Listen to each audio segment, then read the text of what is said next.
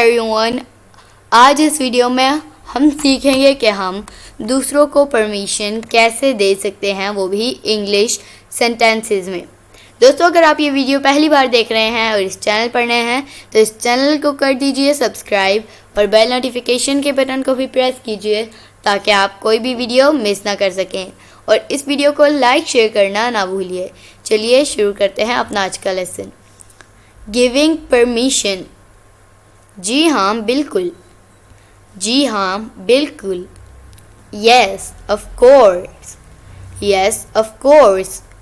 क्यों नहीं, क्यों नहीं। Why not, why not. जैसा आप चाहो, जैसा आप चाहो। As you wish, as you wish. बड़े शौक से, बड़े शौक से।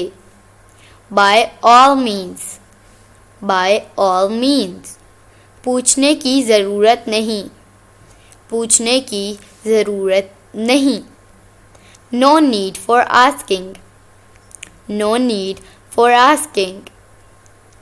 तो दोस्तों, ये था आज का हमारा लेसन। वीडियो पसंद आई हो तो इसे लाइक शेयर ज़रूर कीजिएगा और हमारे चैनल को सब्सक्राइब कीजिएगा ताकि आपको हमारी मज़ीद वीडियोज़ की नोटिफिकेशन मिलती रहे और आप अपनी इंग्लिश बेहतर बनाते रहें।